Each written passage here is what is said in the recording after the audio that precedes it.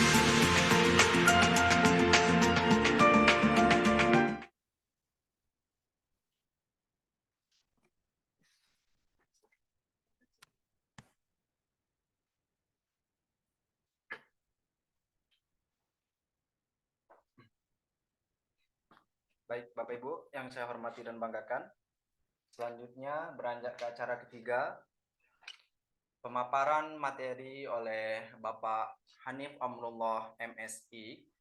Namun, sebelum saya berikan mikrofonnya kepada beliau, terlebih dahulu saya akan membacakan profil penulis terlebih dahulu.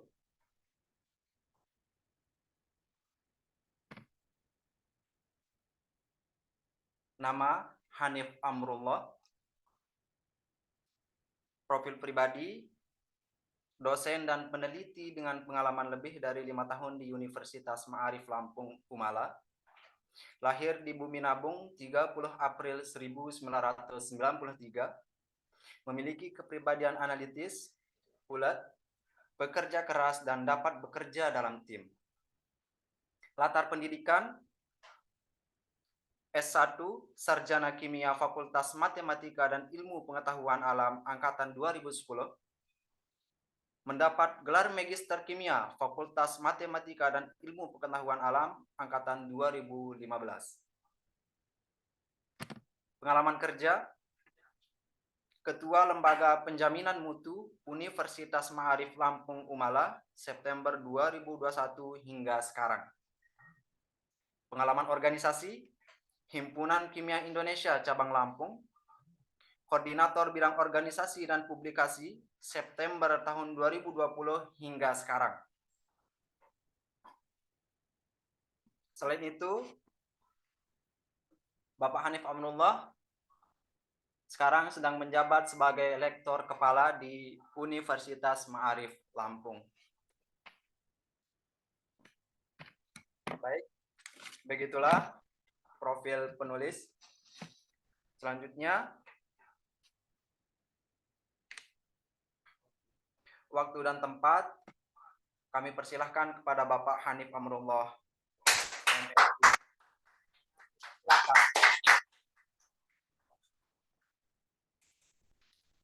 Assalamualaikum warahmatullahi wabarakatuh. Waalaikumsalam warahmatullahi wabarakatuh. Terima kasih untuk pembacaan biografi awal saya, Mas Dedi Saputra. Mungkin saya bisa diberikan akses untuk bisa share screen.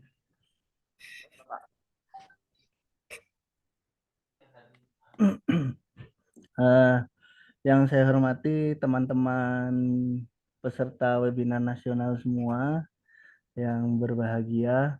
Hari ini saya akan sedikit berbagi pengalaman apa yang sering saya lakukan ketika saya ingin menulis dan mempublikasikan artikel ilmiah saya di jurnal nasional maupun jurnal internasional.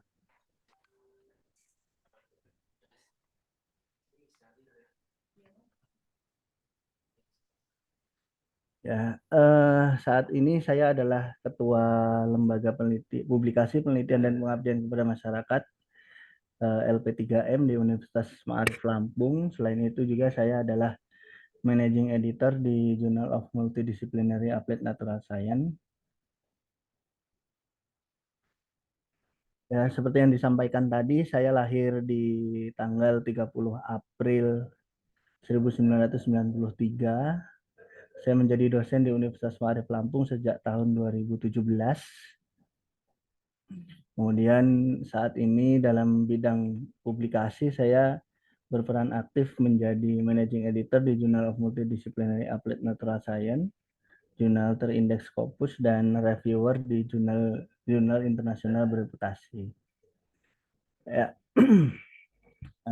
Sedikit mungkin gambaran bagi teman-teman yang mungkin kalau belum tahu, banyak memang perbedaan istilah atau penyebutan ya. Baik itu ada yang bilang jurnal, ada yang bilang artikel, itu sebenarnya yang betul yang mana. Biasanya kalau ya saya juga di sini punya mahasiswa begitu.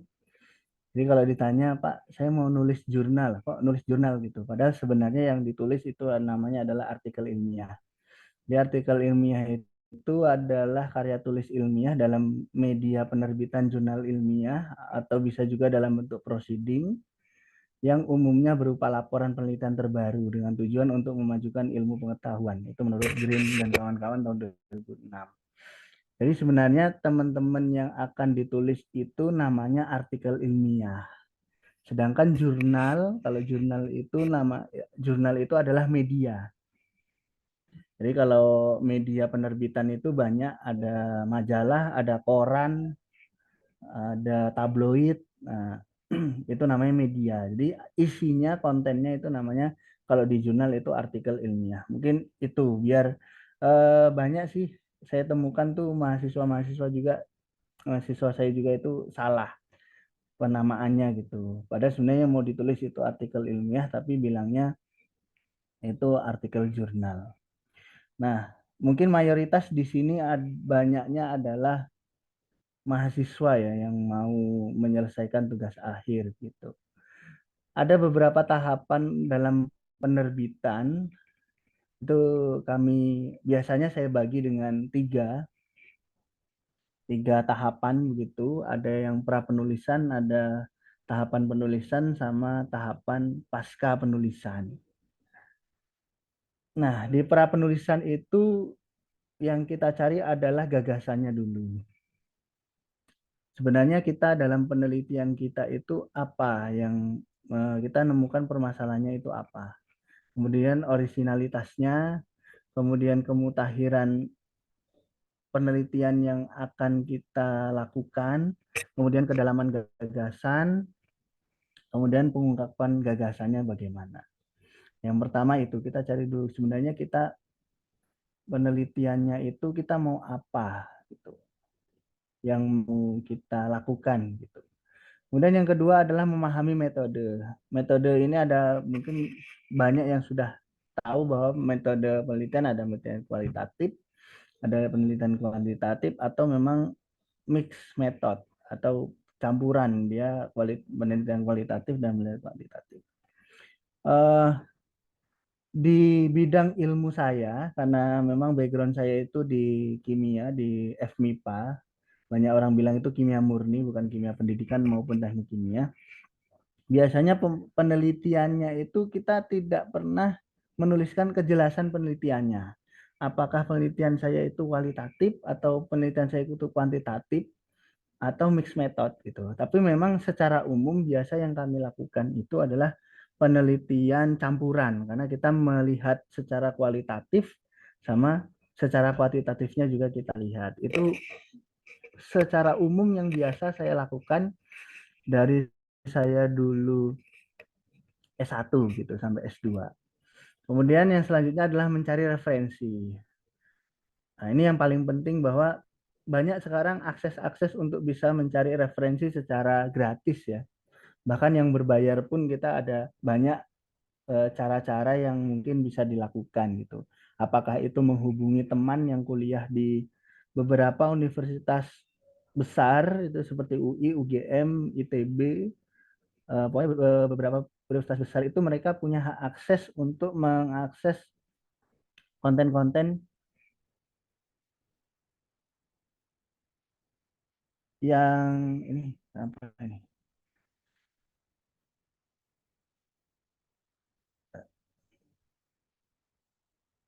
mengakses konten-konten yang berbayar secara gratis. Jadi bisa kalau ada teman, itulah gunanya sosial media itu kita bisa cari teman banyak yang kuliah di mana begitu. Kita bisa minta tolong sih saya downloadkan artikel ini, downloadkan buku chapter yang ini. Ya, itu banyak bisa banyak cara yang mudah untuk saat ini untuk kita itu mencari referensi gitu. Beda halnya dulu ketika saya kuliah di S1 itu 2010 itu masih cenderung jarang. Bahkan senior saya kuliah dulu bahkan sampai harus ke Perpusnas untuk bisa mengakses jurnal-jurnal internasional bereputasi. Tapi sekarang itu sangat mudah sekali untuk bisa mencari referensi. Nah, referensi ini sangat penting sekali karena kita bisa tahu metode apa yang bisa kita lakukan atau kira-kira riset kita itu mau seperti apa. Itu paling penting adalah referensinya gitu. Jadi ini yang paling penting. Kemudian setelah itu kita merencanakan naskah. Nah, beberapa jenis naskah itu ada ini saya tuliskan 4. Ada research artikel itu artinya artikel penelitian betul-betul memang itu hasil apa artikel penelitian yang kita tulis atau review artikel itu adalah kajian pustaka. Jadi boleh teman-teman itu menulis apa tulisan dalam bentuk kajian pustaka. Jadi mengumpulkan beberapa referensi kemudian kita tulis seperti dari semua referensi itu kalau kita tulis dalam satu pokok bahasan itu seperti apa. Kemudian ada yang komunikasi singkat, kemudian terakhir ada case report. Biasanya komunikasi singkat atau case report itu umumnya ditulis oleh peneliti-peneliti atau penulis di bidang sains dan kesehatan, medicine. Ya, karena kadangan temuan terbaru metode atau temuan terbaru peneliti di bidang sains atau kesehatan itu harus secepatnya bisa diterbitkan. Nah, itu biasanya mereka menggunakan short communication atau case report. Jadi pra penulisan ini yang memang harus, ya saya kira masih ada waktu, kita harus memperbanyak referensi sebenarnya. Nah, sehingga yang paling penting adalah sebenarnya kita sudah berapa banyak yang teman-teman itu sudah baca. Karena secara 3 tahapan itu tadi itu akan sangat berpengaruh dari berapa banyak artikel yang teman-teman sudah baca. Kita analogikan seperti ini. Saya itu tidak akan bisa membuat bakwan misalnya atau membuat kue donat kalau saya itu tidak pernah makan donat. Nah, jadi teman-teman itu tidak akan pernah bisa atau kita tidak akan pernah bisa disuruh membuat roti red velvet gitu, misalnya. Kalau kita tidak pernah makan roti itu atau pernah tahu itu. Nah, jadi itulah tadi teman-teman itu akan bisa dengan mudah menulis artikel itu kalau teman-teman sudah banyak membaca artikel. Nah, ini yang paling penting di situ. Jadi tinggal kita bertanya kepada diri sendiri, kira-kira sudah berapa banyak artikel yang teman-teman baca. Nah, sekarang banyak sekali di Indonesia ini pergerakan jurnal akses terbuka atau open access itu eh, apa laju peningkatannya sangat drastis, bahkan lajunya itu secara eksponensial. Jadi sangat mudah sekali untuk mencari bahan bacaan dalam bentuk jurnal itu bagi teman-teman semua. Nah, kemudian masuk ke tahap kedua itu adalah tahap penulisan. Ada 4 eh, bahan pokok sebenarnya yang ada di dalam suatu artikel ilmiah itu ada pendahuluan, ada metode, ada hasil, ada pembahasan. Jadi ini eh, biasanya kalau dalam internasional itu dikenal dengan model IMRAD, Introduction, Method, Result, and Discussion, atau pendahuluan, metode penelitian, hasil, dan pembahasan. Ini empat komponen utama yang ada di dalam suatu artikel ilmiah. Nah, di dalam pendahuluan itu apa yang kita perhatikan dari pendahuluan itu menjelaskan mengapa penelitian itu dilakukan. Jadi pendahuluan itu menjelaskan mengapa penelitian ini dilakukan, kemudian metode itu adalah menjelaskan apa yang dilakukan, kemudian hasil itu adalah apa yang kita temukan, kemudian yang terakhir pembahasan itu adalah bagaimana penelitian ini memajukan bidang keilmuan. Nah, biasanya pembahasan itu ya kalau kita mau tahu dia ini memajukan harus ada pembandingnya. Nah, biasanya pembandingnya itu adalah penelitian-penelitian terdahulu yang sudah pernah dipublikasikan. Nah, ini adalah 4 komponen utama dalam suatu artikel ilmiah.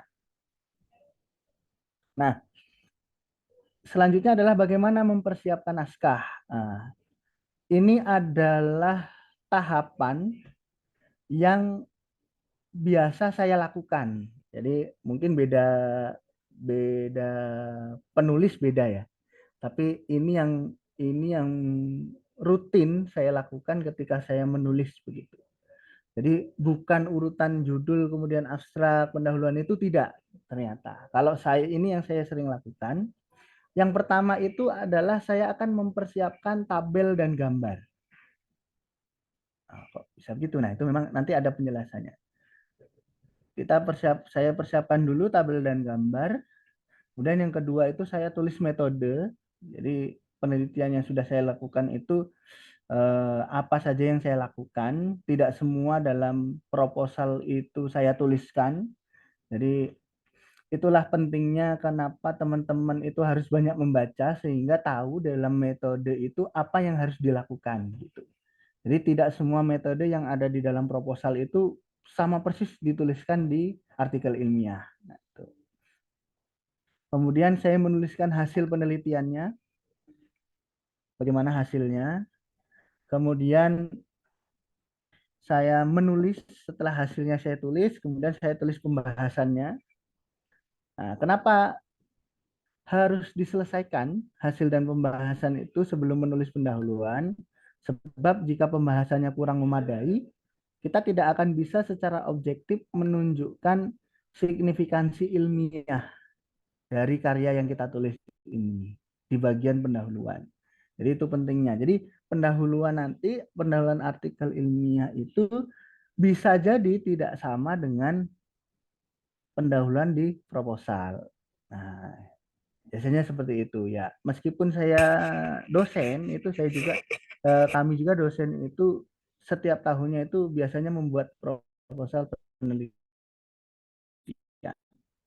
Jadi tidak semua pendahuluan di dalam proposal itu sama persis nanti kita tulis di artikelnya. Kita menuliskan dengan jelas kesimpulannya, kesimpulan kita tadi. Selanjutnya adalah baru kita menulis pendahuluan yang menarik. Jadi pendahuluan itu kita tulis berdasarkan hasil dan pembahasan yang kita lihat. Oh, ternyata hasil kita.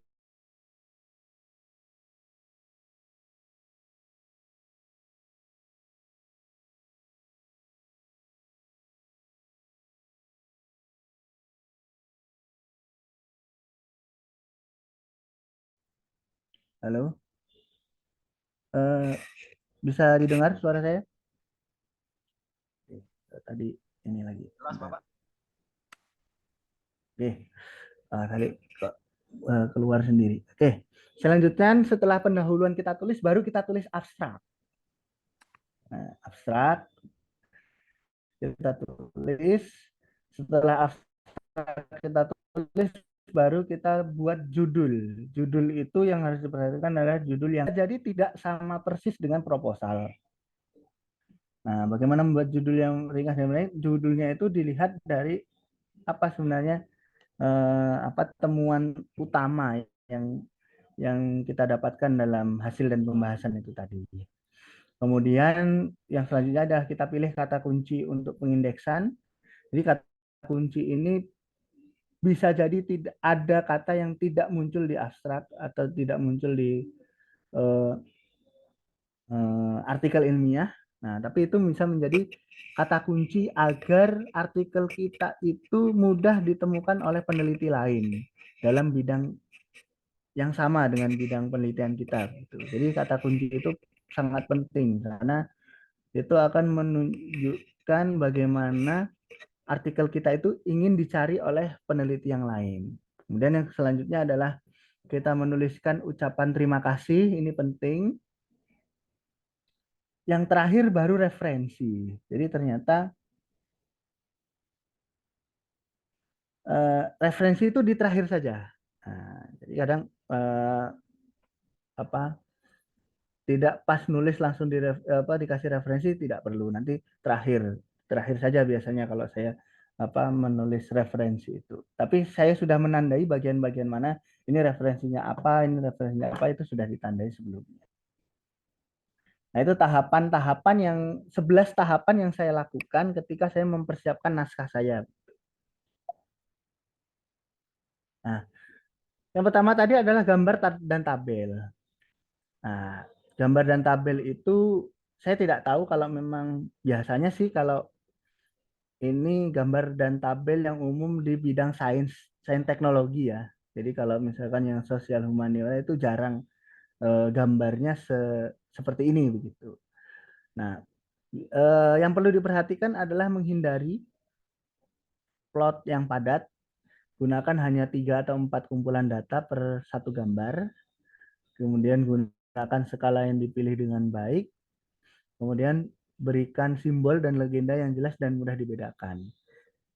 Yang paling utama adalah paradigmanya adalah gambar yang kita tampilkan itu adalah sebuah gambar yang mengandung ribuan kata. Jadi orang kalau lihat gambar kita itu sudah tahu apa-apa yang mungkin bisa diceritakan dari gambar itu. Nah, itu yang perlu diperhatikan. Nah, sebenarnya cara paling mudahnya bagaimana? Ya, cara paling mudahnya kita tinggal lihat nih penelitian kita atau artikel yang mau kita tulis bagian bidang penelitian ini yang sudah terbit seperti apa. Nah, kita cari dulu yang sudah terbit. Nah, biasanya sudah terbit itu gambar-gambar apa saja sih yang harus ditampilkan gitu atau data tabel apa saja gitu yang biasanya ditampilkan gitu. Tidak semua gambar dan tabel yang biasanya kalau teman-teman penelitian ada gambar, ada tabel itu tidak semua ditampilkan gitu. Nah, biasanya cara paling mudahnya bagi teman-teman pemula itu adalah tinggal lihat saja yang sudah terbit. Gitu. Nah, saya sarankan kalau mau bagus itu membacanya itu nanti yang jurnal-jurnal yang nilai reputasinya yang tinggi gitu, sehingga itu lebih kredibel gitu. Bagaimana penyampaian gambar sama tabelnya. Yang paling penting itu. Jadi tinggal lihat dulu, oh dia artikel ini penelitiannya sama dengan saya. Saya perlu lihat, oh dia menampilkan gambarnya bagaimana, kemudian tabel-tabel apa saja, data-data apa saja yang ditampilkan dalam artikel ini.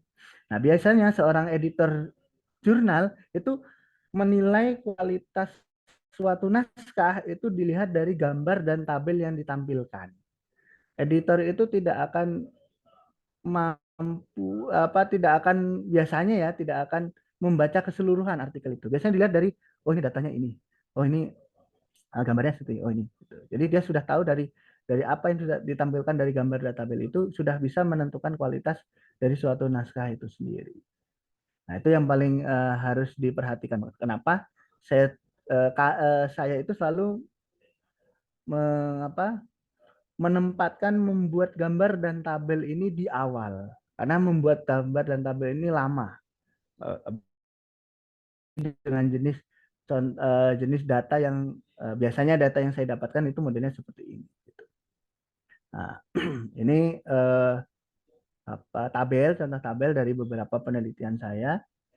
Nah, ya pokoknya cara paling mudahnya adalah ya lihat saja yang sudah terbit begitu. Oh, tabelnya seperti apa, gambarnya seperti apa ditampilkan. Nah, kemudian selanjutnya adalah menulis metode. Bagian metode ini yang paling penting sebenarnya. Karena metode itu harus jelas agar pembaca itu tahu bahwa penelitian kita itu memang sesuai gitu. Secara runutan tahapan penelitiannya itu betul gitu. Nah, paling banyak yang menganggap gini, metode itu yang bagus itu adalah metode yang banyak digunakan oleh penelitian orang lain gitu. Itu yang paling bagus seperti itu. Jadi biasanya kalau kalau saya menulis itu saya menggunakan metode ini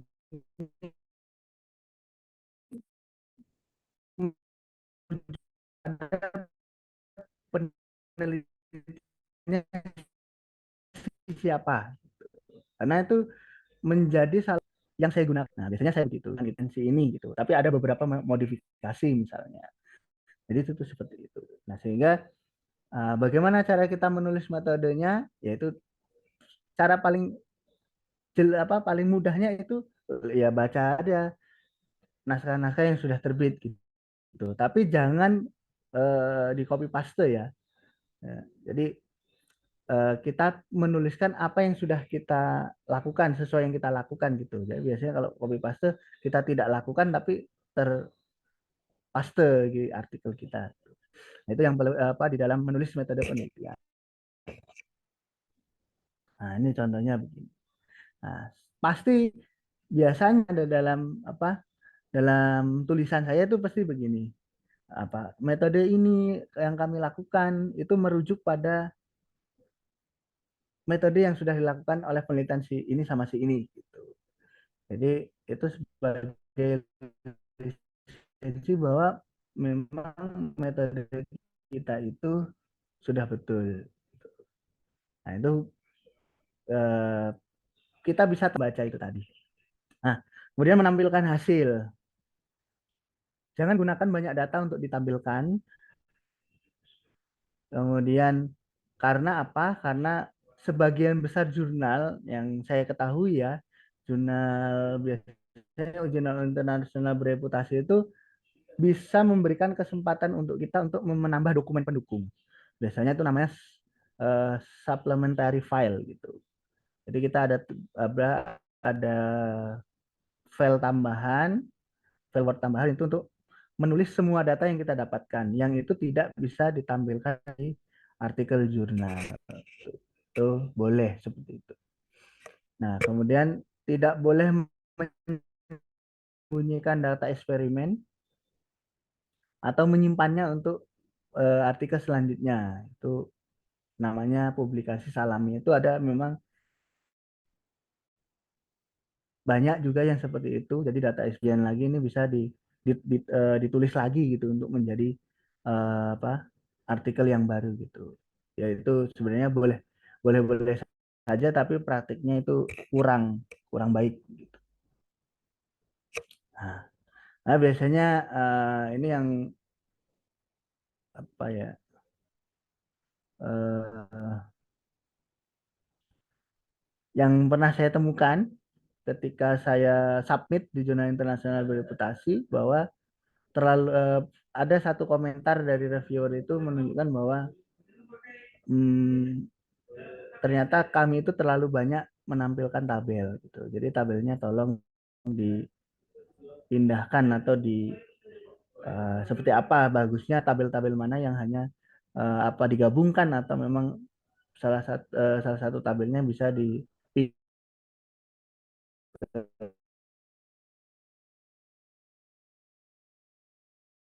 supplementary material atau supplementary file. Nah, selanjutnya adalah menulis diskusi. Menulis diskusi itu hasil dan pembahasan itu sebelum memang saya sarankan itu perlu ditulis sebelum kita menulis pendahuluan, karena kita kalau itu hasil dan pembahasan itu sudah selesai, kita bisa bisa gampang untuk menulis pendahuluannya karena kita sudah tahu temuan-temuan kita itu apa, sehingga kita tahu oh kami ini pengennya seperti ini, itu bisa dijelaskan di pendahuluan. Nah, diskusi ini di dalam artikel ilmiah tidak seperti laporan atau skripsi atau tesis yang biasa teman-teman mungkin pernah baca di perpustakaan kampusnya misalnya, di mana diskusi juga tidak boleh menjadi hasil yang berdiri sendiri. Diskusi itu harus ada tanggapan eh, atau dibahas secara jelas begitu. Karena memang sebagian besar itu artikel itu ditolak karena pembahasannya yang kurang. Gitu. Kami di jurnal kami juga sering menolak artikel-artikel yang disubmit itu karena memang secara pembahasannya itu sangat lemah sekali. Kadang kan ada hanya menuliskan hasilnya saja gitu. Jadi di dalam tabel ini nilainya sekian sekian sekian sekian sekian, sekian sampai 2 paragraf. Setelah itu data yang didapatkan itu tidak dibahas gitu. Nah, itu biasanya kami tolak karena itu tidak ada pembahasannya. Nah, membandingkan dengan hasil yang dipublikasikan oleh orang lain itu sangat disarankan. Jadi ini perlu diperhatikan bagi teman-teman semua dalam menulis diskusi itu, meskipun kadang di beberapa jurnal hasil dan pembahasan itu digabungkan dalam satu section, tapi di beberapa jurnal yang lain juga hasilnya sendiri, diskusinya juga sendiri. Itu gaya masing-masing jurnal gitu ya. Silakan nanti di apa ya bisa disesuaikan saja. Tapi memang di dalam menulis diskusi itu saya sangat menyarankan untuk mendiskusikan hasil yang kita dapatkan itu dengan hasil orang lain gitu. Itu sangat nilainya sangat baik sekali gitu. Karena itu ada proses sintesis atau analisis sintesis dari data-data yang sudah kita eh, apa ya sudah kita dapatkan gitu. Kemudian selanjutnya adalah jangan pernah mengabaikan hasil yang ternyata hasil kita itu tidak sesuai dengan hasil kebanyakan penelitian orang lain misalnya. Nah, tapi kalau memang berbeda, itu adalah salah satu kesempatan untuk teman-teman semua itu menuliskan kenapa kok hasilnya ini berbeda. Sehingga diskusinya itu bisa menjadi semakin mendalam gitu. Jadi itulah pentingnya di dalam menulis diskusi ini, teman-teman perlu membandingkan hasil yang sudah teman-teman dapatkan itu dengan hasil yang sudah dipublikasikan oleh orang lain.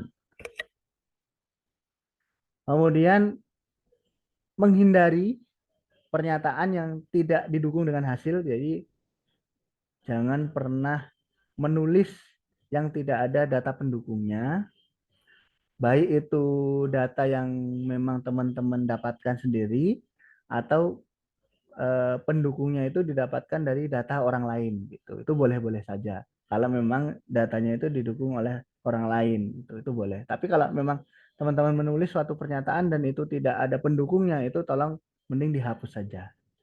Tuh. Kemudian spekulasi tentang kemungkinan interpretasi diperbolehkan, tetapi ini harus ada dasarnya. Faktanya ada, baik dari hasil yang sudah teman-teman dapatkan atau hasil dari penelitian orang lain, itu boleh seperti itu. Kemudian menghindari, ini biasanya untuk saintek ya, yang ekspresi yang tidak spesifik, biasanya misalnya kita menuliskan suhu ruangan gitu. Suhu ruangan di Indonesia dengan suhu ruangan di Eropa itu berbeda. Ya, jadi mending tuliskan saja kita di sini suhunya berapa gitu. Apakah 27 derajat, apa 30 derajat. Nah, itu seperti itu. Karena itu beda beda daerah, ada kemungkinan berbeda juga suhunya. Nah, ini contohnya. Biasanya kalau dalam diskusi itu pasti, nah ini ada nih. Komposisi ini sesuai yang sesuai yang ditampilkan atau yang dipublikasikan oleh Patia dan kawan-kawan. Kemudian yang diinformasikan oleh Zhang dan kawan-kawan. Ya, biasanya seperti itu. Itu diskusi yang sangat bagus dan sangat menarik itu apabila kita bisa mendiskusikan itu dan membandingkan dengan penelitian orang lain. Nah, memang ini adalah eh, pelan-pelan ya, pelan-pelan. Teman-teman bisa membuat diskusi yang menarik seperti ini tuh syaratnya apa ya? Banyak membaca tadi. Jadi tahu begitu. Oh, ternyata di diskusi ini penulis ini dia membandingkannya seperti ini kalau datanya begini begitu. Oh, kalau kita dapat datanya begini, berarti kita buat diskusinya begini. Kita membandingkannya begini. Nah, itu pelan-pelan gitu. Jadi ya syarat utamanya ya harus banyak membaca itu tadi. Kemudian yang selanjutnya adalah menulis kesimpulan yang jelas. Kesimpulan itu adalah bagian yang menggambarkan bagaimana penelitian Anda itu memberikan andil untuk memajukan bidang keilmuan sesuai penelitian Anda. Nah, banyak itu adalah mengulang abstrak. Jadi diulang gitu. Apa yang dituliskan di abstrak, bagian terakhir abstrak itu ditulis lagi di kesimpulan. Atau kita menulis kesimpulan itu hanya menulis hasil cobaannya saja. Hasil-hasilnya yang kita dapatkan apa itu hanya ditulis itu.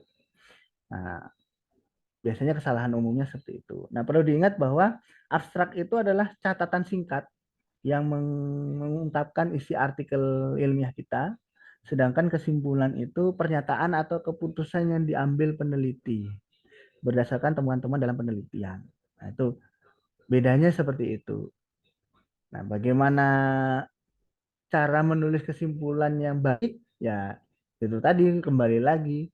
Semua dalam proses menulis karya tulis ilmiah ini modal utamanya adalah teman-teman harus banyak membaca. Nah, jadi sistemnya kita lihat dulu yang sudah terbit ini dan nulis.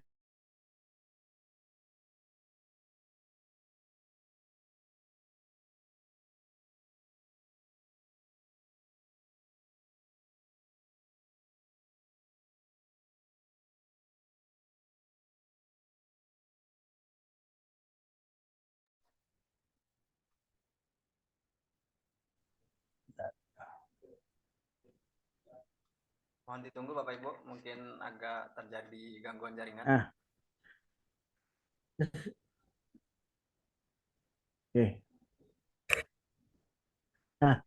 menulis kesimpulan yang jelas itu kenapa?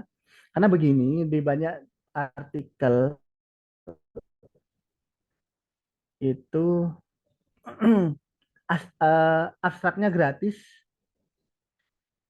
kesimpulannya tidak. Nah, biasanya gitu. Kalau jurnal-jurnal itu jurnal-jurnal itu yang close access ya. Kalau open access itu ya semua bisa download gratis. Nah, kemudian abstrak itu kalau abstrak itu membantu untuk memutuskan pembaca itu mau membaca lebih jauh atau tidak itu. Kalau abstrak. Nah, sedangkan kesimpulan itu menjelaskan banyak manfaat. Jadi kalau abstrak itu sebagai apa gambaran awal pembaca itu mau melihat karya kita, apakah pembaca itu mau memutuskan untuk lebih lanjut membaca. Nah, kalau kesimpulan itu salah satu cara untuk memutuskan pembaca itu apakah kira-kira penelitian kita itu biasanya satu bidang keilmuan. Kayak saya ini contohnya bidang keilmuan saya adalah tentang material nanopartikel khususnya magnesium oksida gitu. Jadi membaca itu dari kesimpulan saya tahu, oh ternyata kesimpulan begini kemungkinan nanti riset selanjutnya ini gitu. Jadi dia akan bisa memutuskan apakah dia akan menunggu karya saya selanjutnya atau tidak. Itu. Nah, yang perlu diperhatikan adalah isi tumpang tindih antara kesimpulan dan abstrak itu paling banyak 30%. Tapi jangan copy paste. Nah, ingat seperti itu ya. Jadi isi tumpang tindihnya itu paling banyak 30%, tapi tidak boleh copy paste, tapi pastikan keduanya itu konsisten. Jadi secara maknanya itu sama begitu. Nah, kemudian yang terakhir adalah biasanya ukuran abstrak itu bisa saja sama atau lebih kecil dari ukuran kesimpulan. Itu terkait dengan kesimpulan. Nah, ini contohnya kesimpulan.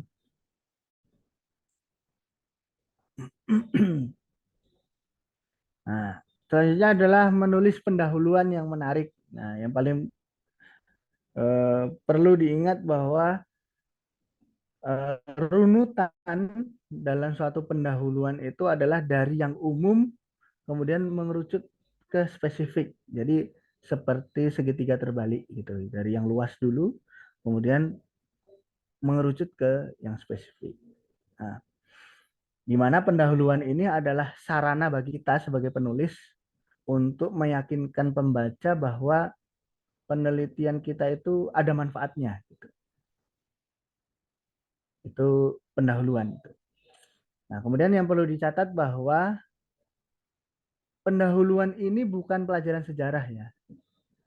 Jadi dia bukan ditulis secara panjang gitu dan membosankan. Itu nggak seperti itu pendahuluan itu.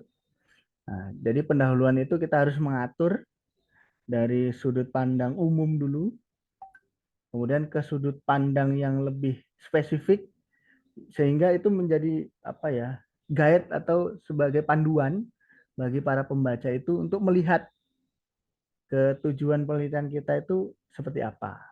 Nah, sehingga biasanya di paragraf terakhir dalam pendahuluan itu tertulis tujuannya. Itu yang paling diingat. Yang perlu diingat. Jadi dalam pendahuluan di paragraf terakhir, di kalimat terakhir itu pasti kita tuliskan adalah tujuan kita. Tujuannya apa gitu. Dari artikel ini sebenarnya tujuannya apa. Dan itu tidak selalu sama persis dengan tujuan proposal penelitian kita. Karena tujuan di dalam artikel ilmiah kita ini kita sesuaikan dengan hasil dan pembahasan yang sudah kita tulis sebelumnya. Itu makanya runutannya seperti itu. Kenapa kok pendahuluan itu malah terakhir gitu. Nah, itu tadi yang pendahuluan. Kemudian yang selanjutnya adalah abstrak. Abstrak ini penting bagi teman-teman semua karena banyak editor itu melihat di abstrak untuk menentukan apakah artikel teman-teman itu bisa diproses lebih lanjut atau tidak. Nah, di mana abstrak ini menceritakan apa yang kita lakukan. Jadi memang biasanya di abstrak itu pasti ada metodenya gitu. Tapi tidak secara lengkap kita tuliskan metodenya seperti apa. Tapi secara umum saja apa yang kita lakukan itu apa. Dia biasanya diawali dengan tujuan bahwa dalam eh, penelitian ini bertujuan untuk apa gitu biasanya. Kemudian dilanjutkan dengan yang kita lakukan itu apa. Kemudian setelah itu baru temuan pentingnya itu apa. Nah, di mana abstrak ini bersama dengan judul itu adalah media promosi bagi teman-teman semua untuk mempromosikan bahwa artikel saya itu layak untuk dibaca gitu. Jadi yang paling penting di situ. Jadi abstrak sama judul ini memang media promosi. Dari abstrak itu pembaca akan tahu apakah mereka mau memutuskan untuk membaca artikel kita lebih lanjut atau tidak. Itu yang perlu diperhatikan dalam abstrak. Nah, contohnya begini.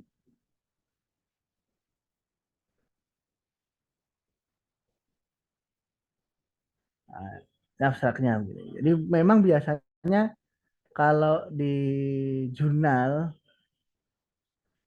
itu reviewer itu yang diberikan itu abstraknya. Nah, ini oh tahu, oh ini saya mau nerima apa enggak gitu. Atau ya editor bacanya pasti dari abstraknya dulu.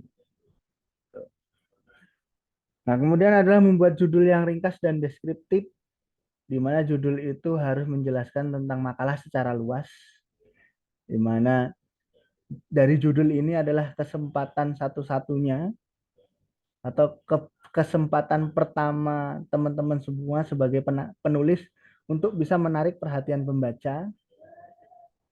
Nah, kemudian yang perlu diperhatikan lagi adalah biasanya editor itu naskah yang masuk itu banyak sekali.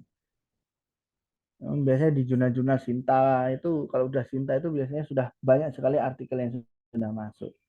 Dan editor itu nggak akan punya waktu untuk bisa membaca semua naskah kita ya. Jadi biasanya mereka seleksinya itu ya kadang kan cuma dilihat dari judulnya saja.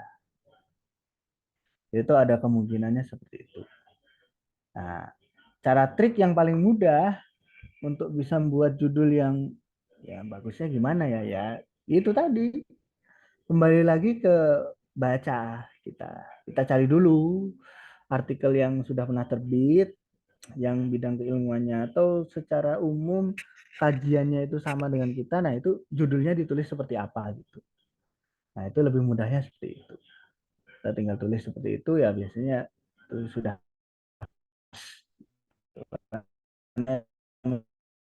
itu sudah dibuktikan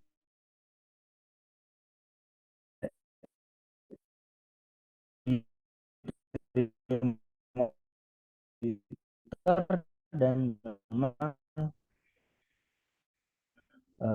dipublikasikan.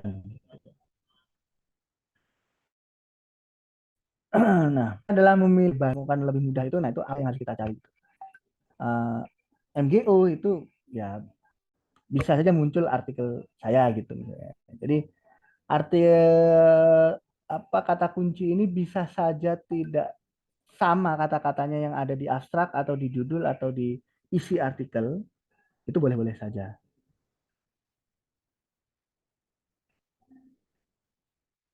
Jadi begitu.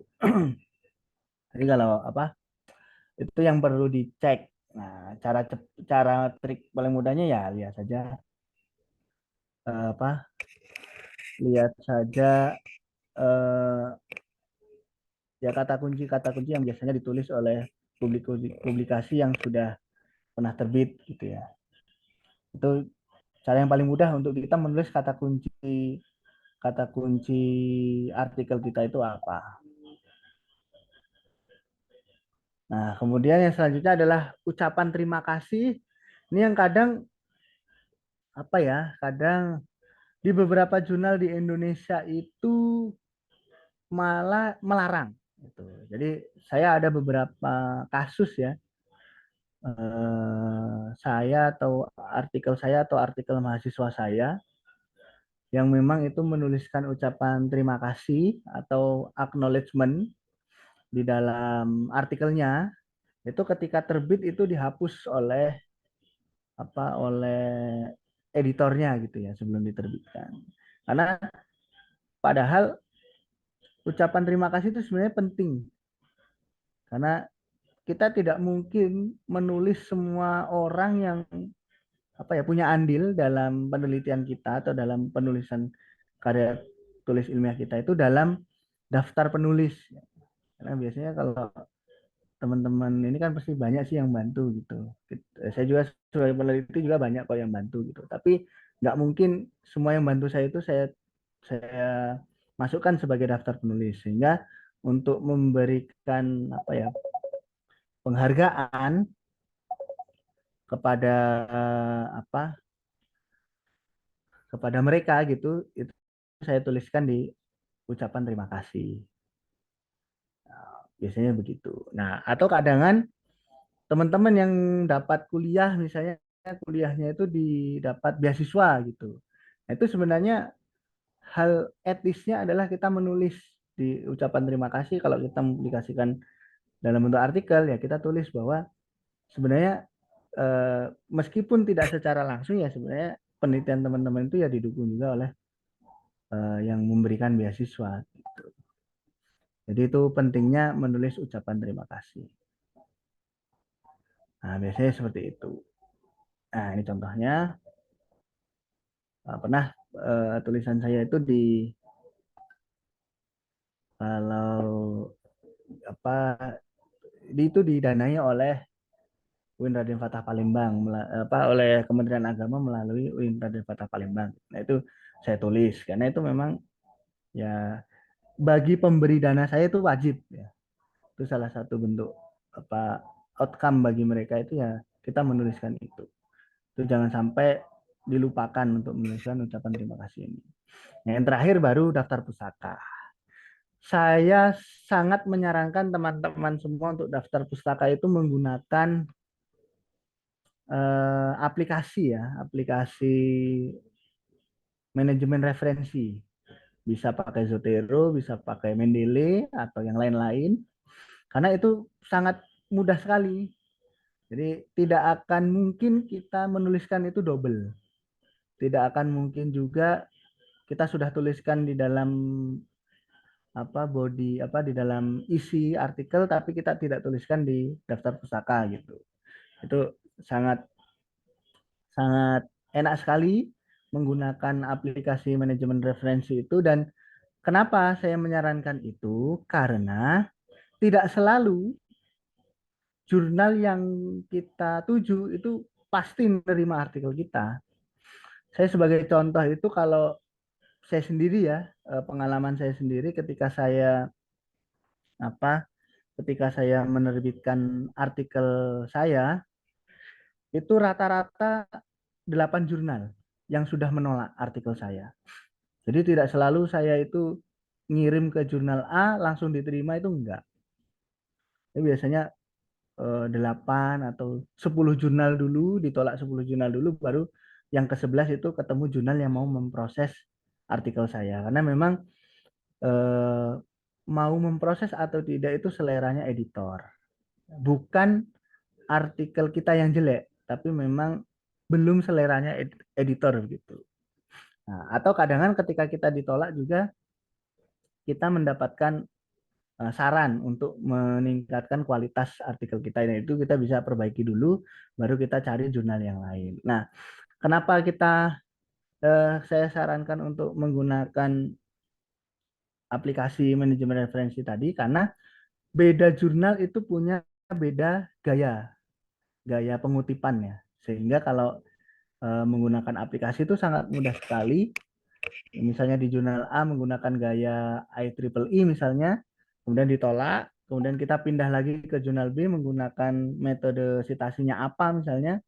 Nah, kita tinggal klik saja di Word itu diklik ganti dengan apa itu langsung ganti semua gitu. Jadi kita tidak perlu capek-capek lagi untuk menulis ulang daftar pustaka. Itu yang yang saya sangat sarankan untuk menggunakan aplikasi manajemen referensi. Nah, dari semua hal ini yang paling penting adalah mulai menulis. Jadi teman-teman mulailah menulis dulu, jangan takut karena memang ya saya juga mulai menulis artikel jurnal itu tahun 2017 ketika saya memutuskan untuk menjadi dosen gitu. Jadi saya mulai karena di dosen itu ada salah satu tugas dan tanggung jawab untuk menyebarluaskan gagasan dalam bentuk ya artikel gitu sehingga saya nulis artikel pertama kali di 2017 dan itu alhamdulillahnya pertama kali artikel saya itu di yang saya tulis sendiri ya. Kalau saya S2 dan saya S1 itu dulu eh, mayoritas itu saya dibantu ditulis oleh pembimbing saya. Kalau saya S1 S2 dulu seperti itu. Nah, kalau saya mandiri menulis sendiri itu dulu ketika jadi dosen di 2017. Itu juga saya mulai di Sinta 2 kalau tidak salah. Setelah itu untuk Scopus itu bahkan saya mulai dari Q4. Ya, jadi dari kelas yang paling rendah dulu. Jadi eh, yang paling penting itu mulai saja dulu menulis gitu. Nah, jadi nanti kita bisa tahu. Kalau sudah sering menulis nanti sudah tahu sendiri itu nanti apa-apa saja yang harus kita tulis gitu. Jadi nggak susah lagi. Nah, kemudian tahapan yang terakhir adalah pasca penulisan. Yang saya tulis saya jelaskan di awal tadi itu kebanyakan tidak sesuai dengan gaya gaya selingkung ya atau format format artikel yang di, di mau oleh pengelola jurnal gitu. Sehingga di pasca penulisan itu yang selanjutnya kita lakukan adalah menyunting naskah. Jadi melihat biasanya di dalam semua biasanya di setiap jurnal itu punya petunjuk penulisan atau author guideline. Nah, itu kita lihat dulu maunya apa, fontnya, ukurannya berapa, apakah ada template-nya ya kita tinggal copy tinggal sesuaikan saja sesuai template gitu. Nah, nanti kalau misalkan ditolak di jurnal itu pindah lagi ya kita sesuaikan lagi dengan apa dengan format naskah yang di jurnal yang lain gitu. Jadi menyunting naskah itu ya itu biasanya saya lakukan di terakhir setelah saya tulis. Jadi saya nulis itu nggak sesuai template jurnal A itu nggak. Biasanya ya yang penting saya tulis dulu apa yang perlu ada di dalam tulisan saya itu ya setelah itu baru saya format sesuai dengan layout yang ada di setiap jurnal. Nah, kemudian baru kita menentukan untuk penerbitan atau mempublikasikan. Jadi di dalam mempublikasikan ini ada 3 yang perlu diperhatikan teman-teman semua. Yang pertama itu tipe jurnal ilmiahnya. Kemudian ada kualitasnya. Yang terakhir itu yang paling penting adalah waktu penerbitan. Nah, ini 3 yang paling penting untuk diperhatikan teman-teman semua ketika mau menerbitkan artikel yang sudah kita tulis tadi. Gitu. Nah, yang pertama adalah tipenya dulu. Tipe yang pertama itu tipe open access. Jadi akses terbuka. Biasanya pembaca itu gratis untuk membaca dan mendownload artikel yang kita terbitkan di jurnal itu terbitkan itu gratis untuk dibaca atau di-download. Akan tetapi untuk jurnal open access ini penulis yang membayar. Jadi mayoritas penulis membayar. Jadi kalau open access itu mayoritas penulis membayar, tapi ada juga open access yang gratis. Nah, jadi perlu dipilah-pilah lagi. Lihat kita mau open access nih, mau yang gratis. Nah, itu kita bisa cari. Bisa bisa cari dulu, tapi jarang ada yang open access tapi gratis gitu ya. Ada tapi sedikit gitu. Nah, kemudian yang kedua adalah closed access. Closed access ini pembaca perlu berlangganan atau membayar untuk kita mendownload artikel yang diterbitkan oleh suatu jurnal. Itu namanya closed access. Nah, bahkan saya sendiri misalnya, saya beberapa artikel saya itu saya terbitkan di jurnal closed access. Eh, itu saya pun itu nggak bisa, tidak Ya bisa. sayang lah. Kalau tahu risol, lumayan. Siapa? Saya pun sebagai penulis itu kalau mau download artikel saya itu ya harus bayar gitu. Itu namanya closed access. Nah, tetapi keuntungannya bagi penulis adalah penulis tidak perlu membayar. Biasanya closed access gitu, penulis nggak bayar tapi yang baca yang bayar. Kalau open access, pembaca tidak bayar, yang bayar adalah penulis. Jadi itu dua tipe yang harus kita tentukan di awal, kita maunya open access atau closed access. Tuh. Kalau open access keuntungannya adalah biasanya banyak dibaca orang, kemungkinan mendapat citasi juga lebih cepat. Kalau close access itu ya biasanya hanya orang-orang tertentu yang memang tertarik dengan artikel kita yang mau dengan rela membayar. Gitu. Itu dua tipe yang harus kita tentukan kita maunya apa. Gitu. Nah, yang kedua adalah kualitas jurnal. Nah, ada 4 kategori yang ya ini biasanya saya sarankan ya. Itu ada Sinta. Kalau Sinta itu memang akreditasi nasional jurnal di Indonesia itu namanya Sinta.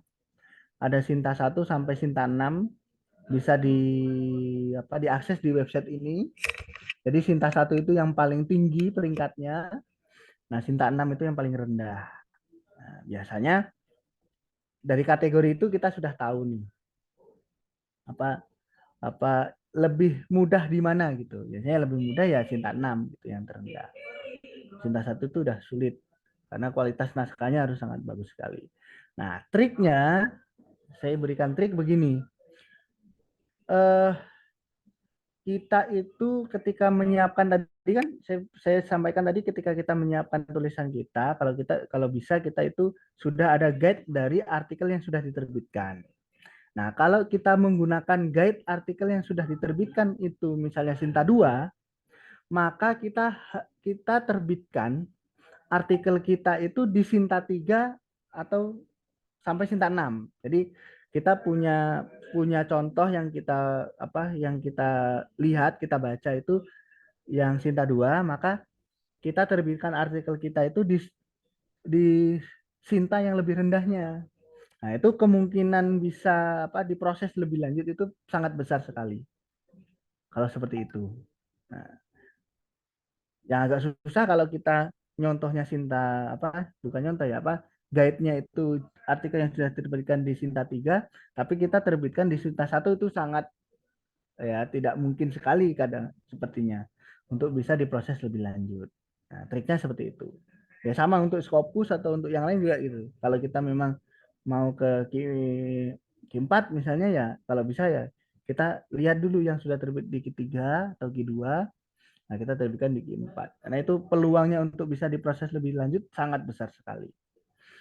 Nah, kemudian yang kedua ada DOAJ, Directory of Open Access Journal. Nah, ini salah satu lembaga pengindeks untuk jurnal open access yang akses terbuka tadi yang diakui secara internasional ya. Jadi ini kalau sudah masuk sini ya sudah berkualitas, bisa dibilang sudah berkualitas sebagai jurnal open access. Nah, lewat website DOAJ juga kita bisa tahu, kita bisa search juga atau kita bisa cari jurnal open access yang tidak berbayar. Jadi di DOAJ itu ada salah satu kategori pencariannya yang kita bisa cari dia open access dan juga gratis. Itu ada di situ. Jadi kita tidak susah cari, tinggal masuk ke DOAJ, kita tinggal cari yang tidak berbayar. Nah, di situ ada semua jurnal-jurnal open access yang tidak berbayar. Nah, kemudian yang ketiga adalah jurnal indeksasi internasional yang paling terkenal di dunia itu namanya Scopus. Itu adalah database dari perusahaan penerbit namanya Elsevier. Nah, di mana Scopus ini bekerja sama dengan Simago namanya. untuk memberikan peringkat kualitas jurnal dari Q1 sampai Q4. Yang paling bagus itu Q1, yang terendah itu Q4, sama nilai SJR-nya. Nah, biasanya Q1, Q4, dan nilai SJR ini menjadi syarat bagi para dosen ya. Kayak saya ini para dosen dan peneliti untuk bisa menjadi guru besar. Itu jabatan akademik paling tinggi bagi setiap dosen, itu namanya guru besar. Nah, itu salah satu indikatornya itu melihat dari kualitas jurnal berdasarkan Scopus. Nah, ini kita bisa akses secara gratis di websitenya scopus.com sama di website simagojr.com. Nah, itu gratis, bisa dilihat. Kita bisa tahu kualitas dari suatu jurnal kalau memang itu sudah terindeks Scopus. Jadi Scopus itu hanya jurnal-jurnal yang sudah masuk ke dalam database Scopus. Yang terakhir adalah Web of Science. Web of Science ini layanan indeksasi internasional juga, tapi dari penerbit namanya Clarivate. Jadi penerbit besar di dunia itu ada namanya Elsevier, ada namanya Clarivate. Kemudian kalau di Web of Science itu tidak ada peringkat, mereka hanya menggolongkan kualitas jurnal pada pada beberapa segmen. Itu ada 4 segmen, jadi ada SC. SC ini segmen paling rendah. Kemudian segmen yang paling tinggi itu ada 3, ada SCIE, SSCI, sama AHCI.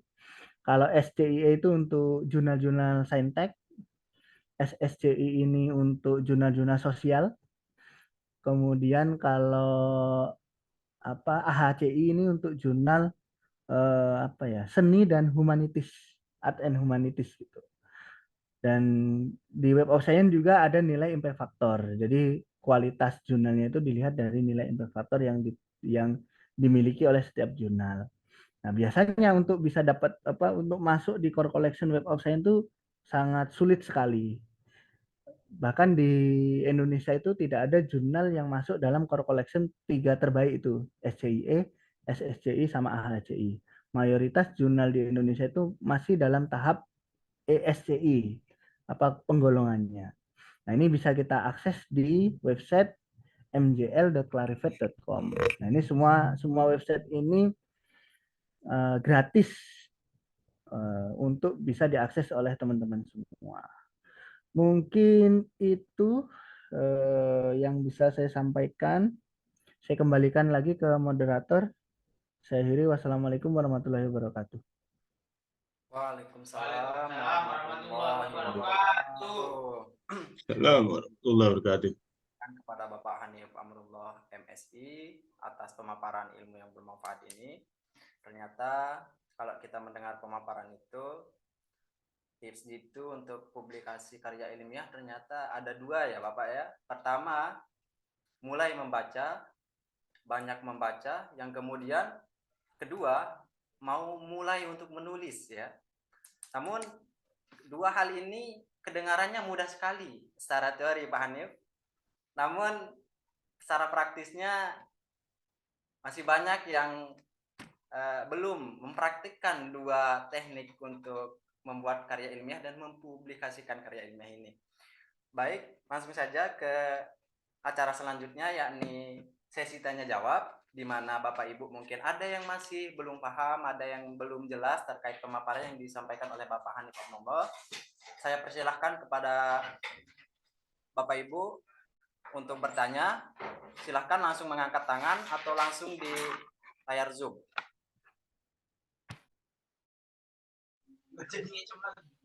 Halo, Assalamualaikum. Waalaikumsalam warahmatullahi wabarakatuh, Pak. Kedengeran nggak, Pak? Ya, sudah kedengar, Pak. Ya, perkenalkan saya Amir dari Universitas Mataram. Mohon izin, mohon maaf. Terima kasih sebelumnya Pak Hanif. Materinya luar biasa. Cuma saya ingin bertanya sedikit tentang tadi metode atau table ya. Kebetulan saya jurusannya hukum. Saya juga baru. Kebetulan memang ada syarat untuk sidang itu harus dipublish jurnalnya, dan saya niatnya memang itu harus di EWJ atau Scopus, Pak. Nah, untuk table ini maksudnya saya nemunya pasal-pasal aja, Pak.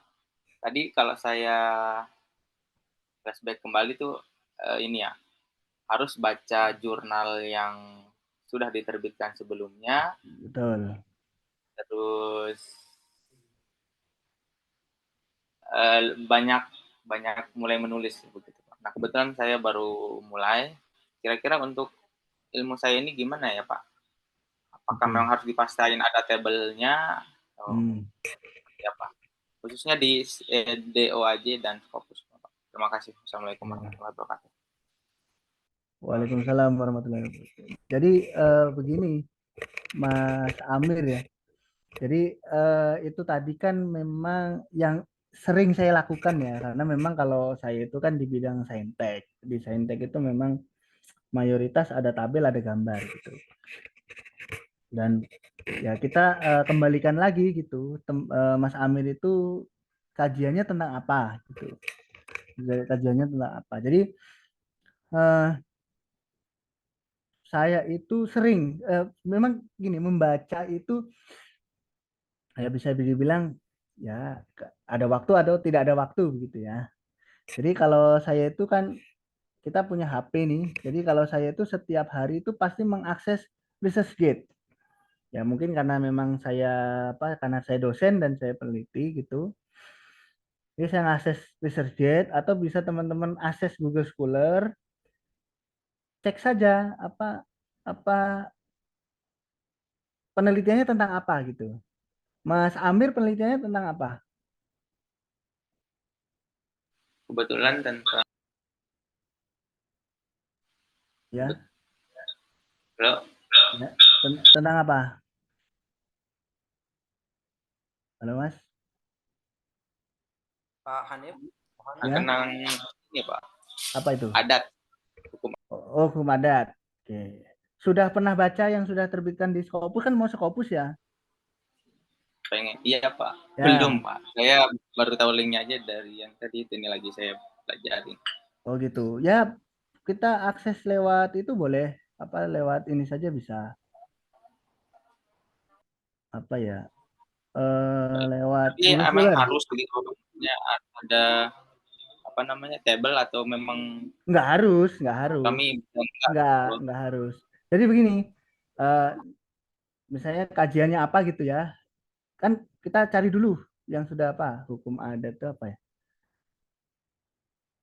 Adat, traditional law. Ini ya. Traditional Nah, law ini ini. sering saya buka sih, Pak, ini yang Google Scholar. Tapi tadi Ya. itu ResearchGate juga apa namanya? Apa kenapa harus ResearchGate Nah, itu, kenapa Pak, kalau yang Bapak ResearchGate? pilih Ya, untuk kenapa ResearchGate ya? Jadi kalau ResearchGate itu enaknya adalah kita bisa mengikuti. Nah, kita bisa mengikuti orang-orang yang keilmuannya itu sama seperti kita. Jadi kita tidak perlu, kalau di Google Scholar, kita tidak perlu mencari, kan ini kita harus nyari sendiri nih ya. Kita nyari sendiri gitu. Apa yang mau kita baca gitu. Itu kan seperti itu. Tapi kalau di ResearchGate itu enggak. Karena setiap hari itu kadang orang-orang yang kita ikuti, orang-orang yang memang punya ketertarikan riset sama seperti kita, itu biasanya mereka itu sering aktif gitu ya, memberikan rekomendasi atau menerbitkan artikelnya atau apa begitu. Jadi pasti seperti itu. Kita lihat, oh ini terbit seperti ini, oh ini terbit seperti ini, oh ini terbit seperti ini, saya baca gitu. Apa? Biasanya sering terbuka gitu. Artikelnya gratis dikasihkan ke dia. Atau kalau memang artikelnya itu tidak gratis, itu saya bisa minta. Nih, biasanya bisa minta. Oh, ini udah saya baca. Mereka ngasih gitu. Saya minta dong artikelmu yang ini gitu. Kan biasanya kalau penulis itu setelah terbit itu kalau yang close access itu langsung dikasih filenya satu kali akses gitu untuk bisa di-download, untuk bisa disimpan. Nah, biasanya penulis itu punya punya file aslinya artikelnya gitu. Tapi mereka tidak diperbolehkan untuk menyebarluaskan karena itu melanggar hak ciptanya penerbit gitu. Tapi kita boleh minta kalau di RSUG itu minta mana ya? Nggak ada. Siapa pertanyaan terakhir saya kira Iya, iya. ini kalau saya submit itu harus di satu jurnal atau boleh di beberapa jurnal, Bapak? Harus satu, tidak boleh, itu melanggar etika namanya. Soalnya waktu itu pernah saya submit terus ditolak, terus submit lagi, tolak, submit lagi Loh, begitu. betul Mas, betul. Kan saya sudah jelaskan tadi bahwa saya itu biasanya 10 kali ditolak baru nemu yang ke-11. Nemu yang ke-11 jurnal yang mau memproses artikel saya gitu. Memang harus satu-satu begitu Pak ya, harus sabar. Betul, betul. Dia memang harus sabar. Nah, memang salah satu kelemahan kalau jurnal di Indonesia itu ya, Mas, prosesnya lama. Jadi apa? Kita submit sekarang itu paling nunggu 3 bulan baru ditolak gitu ya. Kita sudah nunggu lama-lama ternyata ditolak itu. Biasanya seperti itu kelemahannya jurnal di Indonesia ya gitu. Tapi ya mau tidak mau memang harus seperti itu, nggak boleh double submission, itu sangat dilarang sekali. Nah, kalau kita melakukan seperti itu, nah itu nanti ada sanksinya, Mas. Bukan sanksi untuk kita sendiri kadang ya, tapi sanksi untuk afiliasi kita. Nah, biasanya dari mana? Universitas Mataram. Nanti kalau memang Mas Amir tadi melakukan pelanggaran itu tadi, nah bisa jadi Universitas Mataram itu akan selamanya di blacklist oleh jurnal karena itu melakukan sesuatu pelanggaran gitu, yang tidak baik gitu. Jadi ya harus nunggu. Nah, memang kelemahannya jurnal Indonesia seperti itu. Prosesnya lama baru ternyata ditolak gitu. Dan memang kita tidak bisa ini ya, tidak bisa memaksakan gitu, harus cepat ya, nggak bisa. Orang teman-teman pengelola jurnal di Indonesia itu rata-rata dari perguruan tinggi itu kecil sekali bayarannya. Jadi tidak mungkin harus setiap hari buka untuk ngecek gitu tadi. Nah, biasanya mereka nunggu 3 bulan udah rame dulu baru dicek gitu. Jadi seperti itu. Nah, tapi kalau saya yakinkan kalau Mas Amir itu submitnya di jurnal internasional, yang jurnal internasional bereputasi di luar ya, yang di pokoknya di luar Indonesia, saya yakinkan itu pasti cepat. Karena biasanya artikel saya itu kalau ditolak ya sehari, saya submit sore ini, besok pagi itu sudah ada keputusan kalau ditolak. Jadi pengalaman saya sebagai penulis, kalau artikel kita itu masuk ke dalam review, sudah masuk ke dalam review di jurnal, itu 75% pasti diterima, Mas. Itu pasti diterima. Karena titik kritis artikel kita di jurnal itu ada di awal itu tadi. Apakah artikel ini bisa lanjut ke review atau tidak. Nah, kalau lanjut review, ada kemungkinan pasti terbit. Kalau tidak lanjut review, ya sudah memang ditolak gitu. Nah, kecuali ketika dinilai oleh reviewer, oh ini naskahnya kualitasnya sangat kurang sekali, karena kadang-kadang editor itu kan menilai hanya sekilas gitu. Nah, itu bisa saja 25%-nya itu ditolak karena komentar reviewer. Tapi secara umum pengalaman saya, kalau saya sudah lanjut ke review pasti diterima. Gitu. Mungkin itu Mas Amir. Gimana Mas Amir? Siapa? Terima kasih banyak. Berarti yang untuk DOAJ Mak, yang tadi SCI, SSCI itu Mak apa ya Pak? Nggak ngaruh ya Pak? Kalau di Scopus kan memang kita nilainya beda-beda begitu, yang Q4, Ya, itu kalau ada. yang SC, kalau di WAJ nggak ada peringkatnya, tapi kalau yang SC itu SSCI itu ada peringkatnya berdasarkan impact factor. Biasanya jurnal-jurnal yang sudah bagus, bahkan itu dari tidak kita yang semua yang milih atau Scopus dari itu. DOAJ-nya Pak yang SSCI, Oh, itu SCI. sudah ada ini. Itu seperti ini Mas, seperti peringkat akreditasi gitu. Jadi ada lembaganya yang menilai. Jadi tinggal kita pilih gitu. Kayak kita mau kuliah di prodi yang akreditasinya Tadi A, B, apa C rekomendasinya apa gitu. ya Pak yang bagus? Maaf. Rekomendasinya itu ya kalau Scopus ya yang paling bagus kan Q1, Q2. Tapi Oh, begini, yang penting kan kalau mahasiswa itu kan lulus yang penting Scopus ya. Nggak harus Q1, Q2, Q3, Q4 kan ya. Yang penting Scopus. Nah kalau bisa ya untuk peluang paling besar itu ya Q4. Atau bisa begini, kita coba dulu ke jurnal-jurnal yang Q2 atau Q3 gitu. Jadi Q3 dulu 10 jurnal, kalau ditolak semua baru turun ke Q4. Jadi jurnal yang ke-11 kita pilih itu yang jurnalnya sudah turun lagi kualitasnya gitu. Bisa seperti itu triknya, Mas. Mbak, terakhir banget ini Pak. Kalau untuk pembayarannya itu gimana Pak? Ke jurnal luar ini. Ini Bayar kan ya, kalau bayar ya kalau terakhir memang banget ada Pak. aturan bayar. Jadi makanya teman-teman itu ketika memilih suatu jurnal, tolong perhatikan sudah membaca semua aturan-aturan yang ada di jurnal. Jangan sampai kita sudah artikel kita sudah diproses, sudah diterima, kok kita baru tahu oh ternyata bayar sekian gitu. Padahal memang itu sudah Untuk secara caranya Pak, maaf. bayarnya biasanya pakai transfer bank bisa.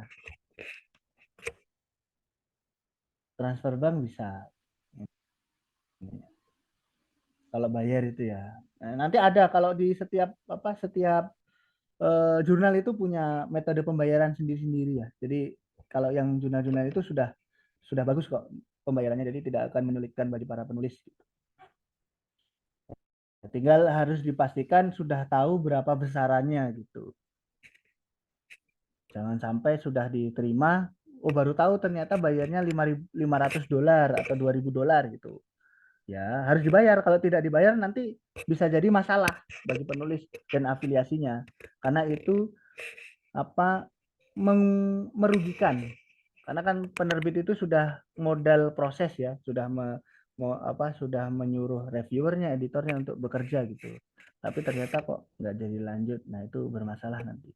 Jadi harus dipastikan sudah paham dulu. Siap Pak Amir. Terima kasih banyak Oke. Pak Amir. Mohon maaf kalau ada yang Oke. kurang. Siap. Gimana Mas Amir? Udah paham? Siap Pak. Terima kasih banyak. Cukup. Terima kasih Mas Amir. Semoga bermanfaat dan berkah. Selanjutnya ini ada dari live chat. Assalamualaikum warahmatullahi wabarakatuh. Selamat sore. Atas nama Rafif dari kampus Universitas Patimura Ambon. Pertanyaannya, apa yang dimaksud dengan publikasi dalam konteks karya ilmiah? Baik, langsung saja Bapak Hanif mungkin. Oke. Jadi dalam tahap publikasi dalam konteks artikel ilmiah itu menerbitkan, Mas. Jadi kita sudah nulis, nah tulisan kita itu mau diterbitkan atau mau diserahkan ke media penerbit apa gitu. Karena kalau ya kita sudah nulis, kita simpan di laptop kita sendiri ya sudah, berarti tidak diterbitkan. Jadi makna publikasi itu kita terbitkan. Nah, sehingga untuk memilih kita mau terbitkan di mana, nah itu tadi ada beberapa kriteria yang harus dipastikan tadi. Ada jenisnya, kita mau open access apa close access, sama kualitas jurnalnya, sama waktu. Nah ini tadi kurang, berarti saya belum jelaskan waktu. Waktu ini adalah begini,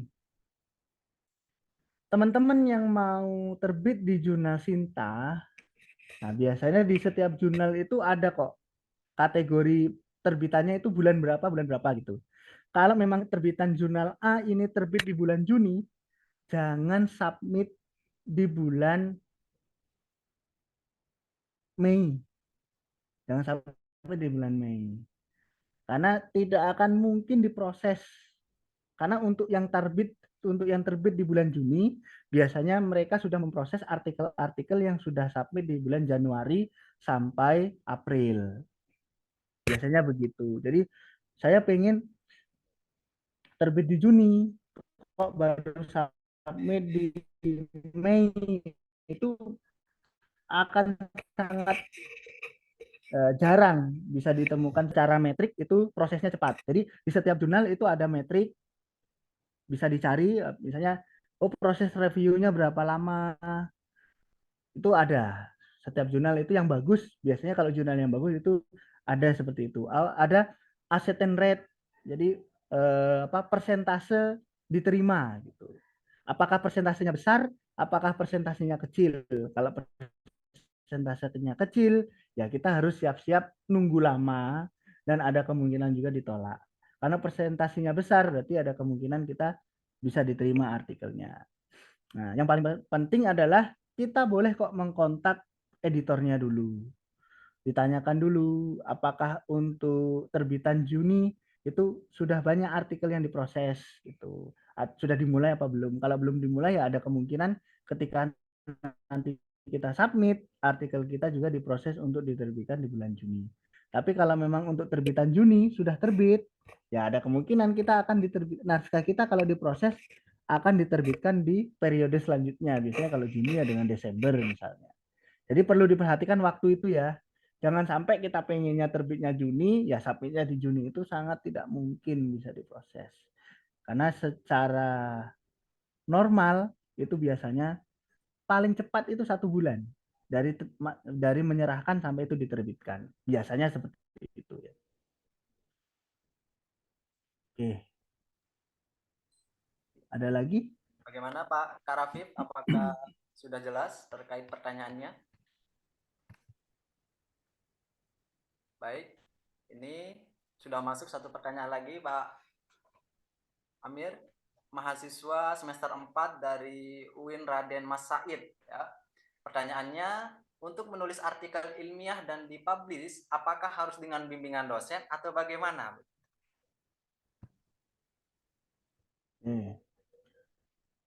Oke, nah ini menarik nih. Jadi untuk menentukan siapa yang mau kita ajak menjadi kolaborator kita menulis itu adalah kita sendiri gitu.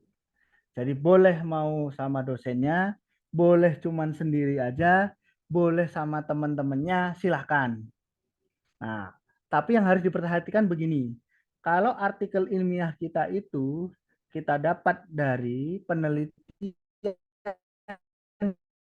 yang kita lakukan sebagai tugas akhir di situ, kalau biasanya tugas akhir skripsi itu diganti artikel ilmiah, itu pasti ada pembimbing, maka itu wajib ada dosennya karena kita dibimbing, penelitian itu dibimbing oleh dosen.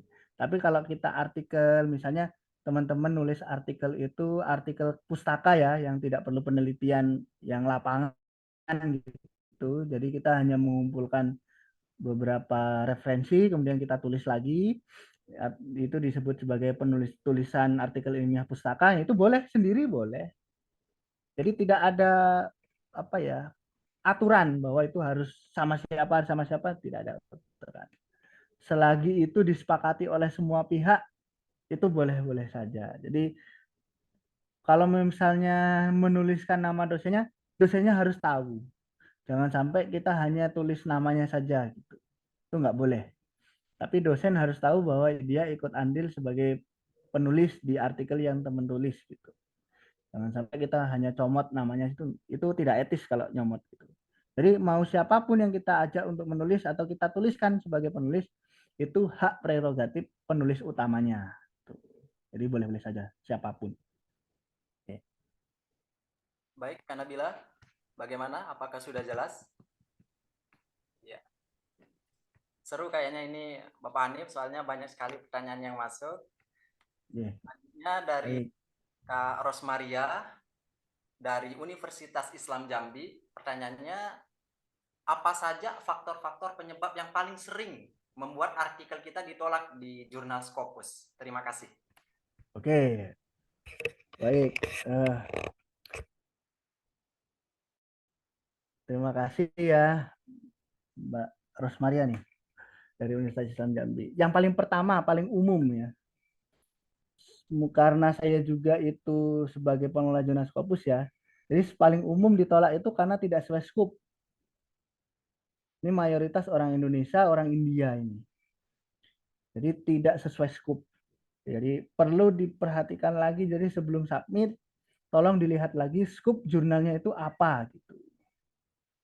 Misalnya jurnal saya itu jelas loh, skopnya itu hanya menerbitkan artikel-artikel dalam bidang keilmuan matematika murni, fisika murni, biologi murni, kimia murni.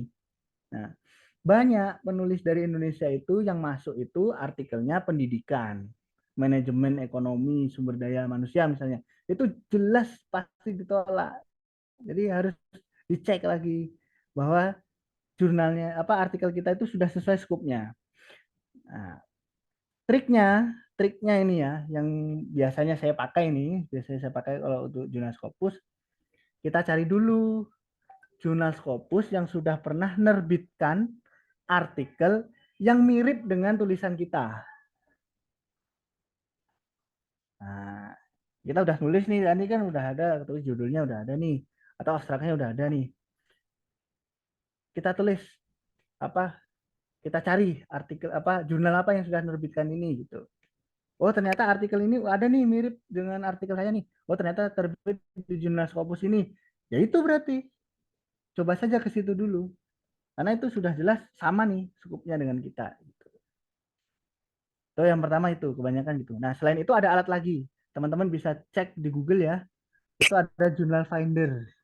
Journal Finder itu kita nanti tulis judul kita, kemudian kita tulis abstrak kita, nanti akan muncul daftar jurnal yang mungkin bisa kita pilih. Nah, itu ada di Google ada Journal Finder sama Match Manuscript kalau nggak salah. Itu Journal Finder itu punyanya Elsevier, kalau Match Manuscript itu punyanya Clarivate. Jadi yang satu punyanya Scopus, yang satu punyanya Web of Science. Bisa pakai itu. Tapi yang paling enak itu tadi cari yang artikel yang sudah pernah terbit itu di jurnal mana. Ya kemungkinan ya jurnal itu bisa nerima artikel kita. Gitu. Yang kedua, karena kajiannya kurang. Kajiannya kurang. Kurang di sini itu selera ya. Jadi kurang itu karena selera. Saya sebagai peneliti ini punya selera sendiri. Kalau artikelnya begini, maka datanya harus begini, dibahasnya harus begini gitu. Kalau ada artikel yang masuk dan itu bidang keilmuan saya, dan ketika saya baca kok datanya hanya ini, misalnya saya punya standar nih, kalau mau terbit di jurnal saya, itu standarnya 5 harus ada datanya, misalnya ada data 5 variabel misalnya. Tapi ternyata artikel ini cuma 3 variabel, ya itu pasti saya tolak. Itu karena kurang, bagi saya kurang gitu. Jadi kalau yang kedua ini karena apa ya namanya? Karena selera saja. Karena selera editor. Nah, bagaimana kita bisa tahu selera editornya ya? Itu tadi balik lagi, kita cari aja jurnal yang sudah pernah terbit di mana jurnalnya, itu pasti seleranya sama. Artikel kita berarti sesuai dengan selera editornya. Sehingga saya bilang tadi, kalau kita mempersiapkan data, hasil, dan pembahasan, kita kalau bisa ada guide-nya, jurnal-jurnal yang sudah terbit sebelumnya. Jadi kita sudah tahu kalau artikel kita penelitian kita judulnya begini, kita sudah tahu data apa yang harus kita tampilkan gitu. Sehingga itu pasti sudah standar gitu, tidak ada data yang kurang gitu. Jadi begitu. Terkadang begitu. Yang paling banyak tidak sesuai scope, yang kedua adalah karena kurang kualitasnya bagi editor ya. Jadi bukan karena jelek, bisa saja editor ini kurang, tapi di jurnal yang lain ya sesuai selera editor boleh-boleh saja. Tuh tadi. Bagaimana Kak Rosmaria? Apakah sudah jelas? Baik. Saya rasa ini adalah pertanyaan terakhir Bapak Hanif. Namun seru sekali salah-salah ngabuburit ini. Ada 2 pertanyaan terakhir. Yang pertama dari Silvi Fauzia dari Universitas Muhammadiyah. Pertanyaannya, dalam pembuatan tabel di artikel ilmiah, apakah pembuatan tabel dan gambar seperti yang tertera boleh download langsung dari website, kemudian dicantumkan dalam penelitian, atau harus bikin sendiri versi kita nggak boleh sama untuk menghindari plagiasi. Terima kasih. Nah, oke. Jadi begini, apa ya? Itu maksudnya itu bukan kita jiplak ya, bukan download langsung ya. Tapi begini, apa ya? Saya contohkan begini.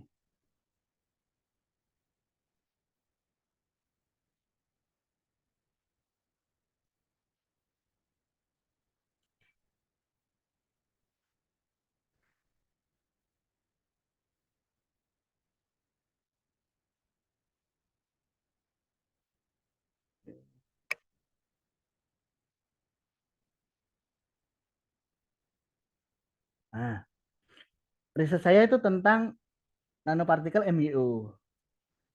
Ada penelitian orang yang misalnya sudah terbit nih. Oke. Sebagai saya seorang peneliti, saya sudah tahu data apa yang saya harus punya untuk bisa diterima di apa kalau kajiannya sama nih, kajiannya sama seperti ini. Oh, ternyata kalau antioksidan maka harus dibuat begini ternyata. Antioksidannya begini, kemudian langsung nilainya gitu aja. Dan kita bandingkan, ini membandingkan ya, ini karena penelitian dia yang nomor 1, yang nomor 2 dan selanjutnya itu ini penelitian orang lain. Jadi kelihatan nih, oh ternyata tabel ini kelihatan, oh nilainya seperti ini kalau mau menampilkan antioksidan, aktivitas antioksidan tuh begini.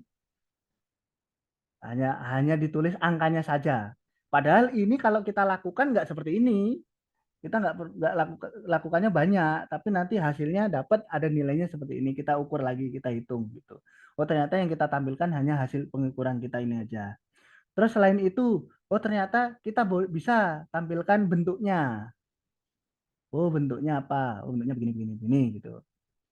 Nah, jadi kita hanya melihat apa sih data yang harus ditampilkan gitu. Bukan mencontoh langsung sama seperti ini terus dibuat, itu bukan. Kan kita punya data sendiri. Nah, kita tuliskan sama seperti ini. Contoh lain. Nah, begini. Oh, ternyata kalau data XRD itu ditampilkannya begini. Sehingga seperti tulisan saya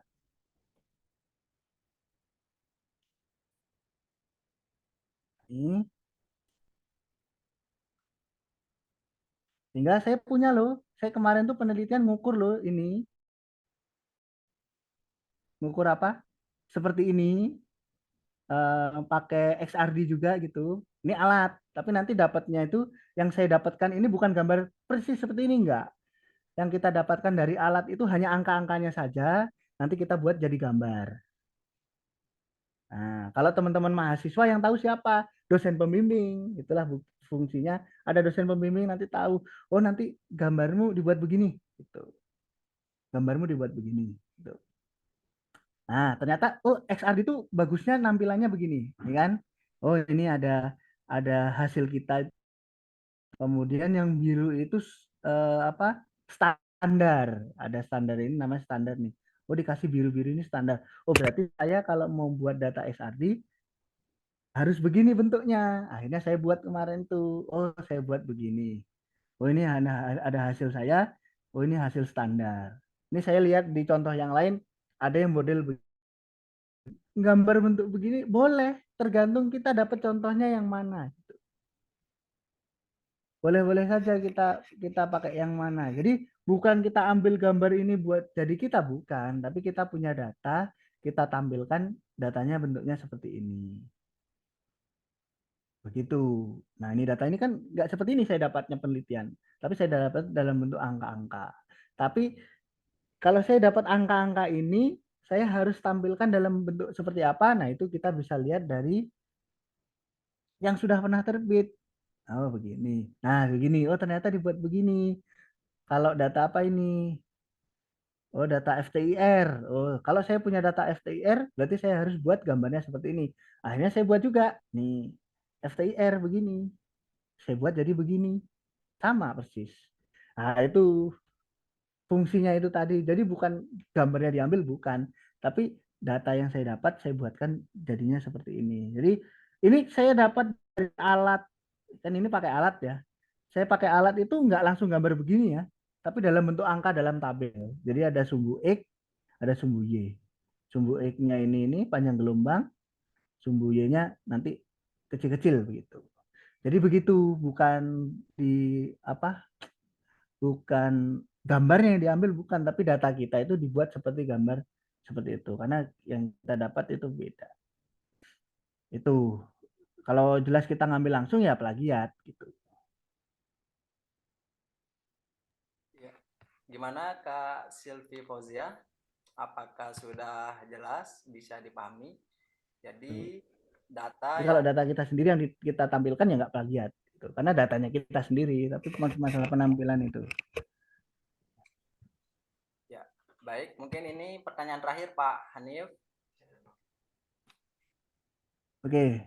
Kak Indah bertanya tentang apakah untuk jurnal Sinta atau Scopus diwajibkan menggunakan penulisan bahasa Inggris?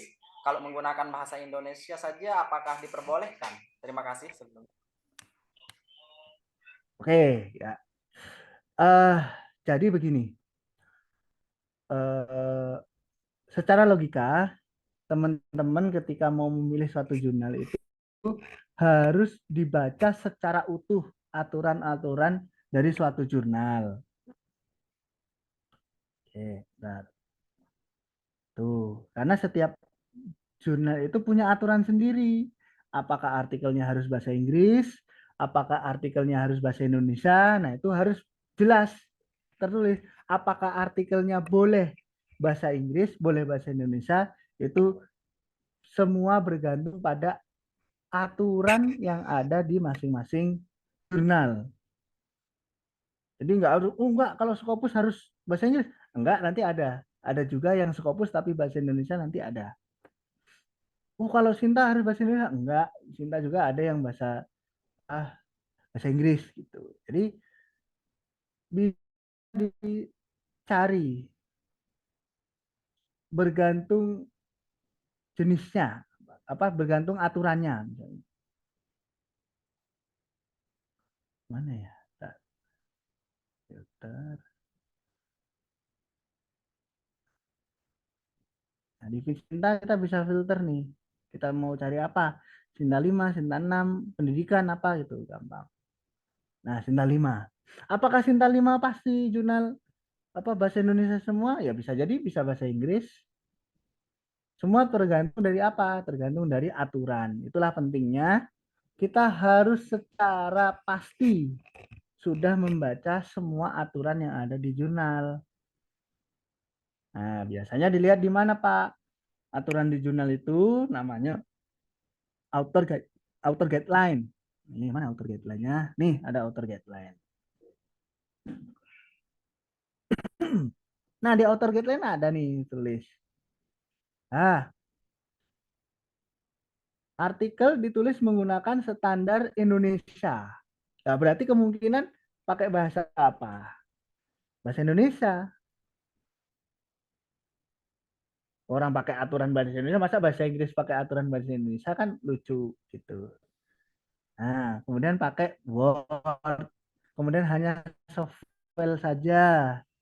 Nah, ini di sini udah ada lagi. Oh, abstrak ditulis dalam bahasa Indonesia atau bahasa Inggris. Oh, berarti boleh bahasa Indonesia, boleh bahasa Inggris. Nah, udah. Selesai nih. Jadi, teman-teman harus cek di setiap aturan itu beda-beda. Terus cari lagi jurnal yang lain.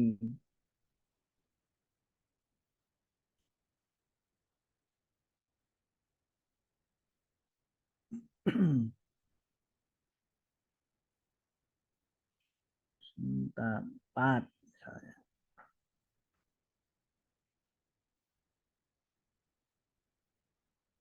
Nih, misalnya.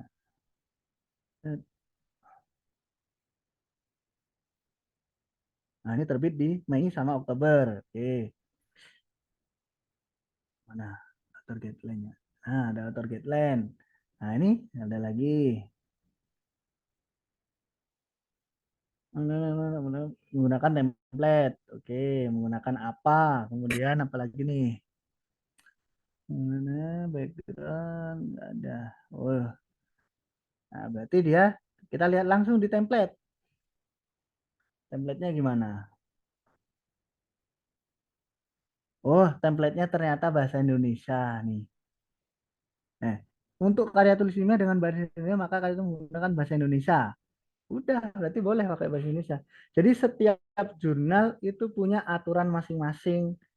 Jadi tidak bisa kita menyimpulkan bahwa oh kalau jurnal Sinta 4 pasti bahasa Indonesia. Oh kalau jurnal Sinta 6 pasti bahasa Indonesia. Oh kalau udah jurnal Sinta 2 pasti bahasa Inggris. Oh kalau Scopus sudah pasti bahasa Inggris. Tidak selalu. Semua sesuai dengan aturan jurnal masing-masing.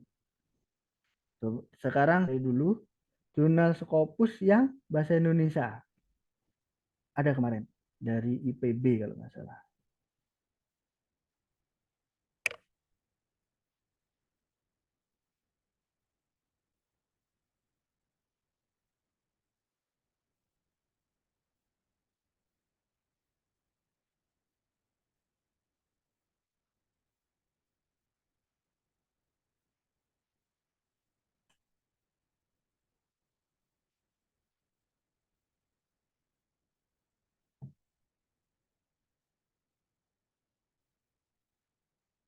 Jurnal pengolahan hasil perikanan Indonesia.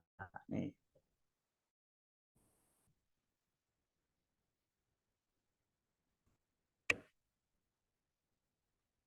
Nih. Ini jurnal baru yang terima di Scopus. Nah, ini diterima di Scopus. Ini jurnalnya udah Scopus. Baru diterima kemarin. Mana ya?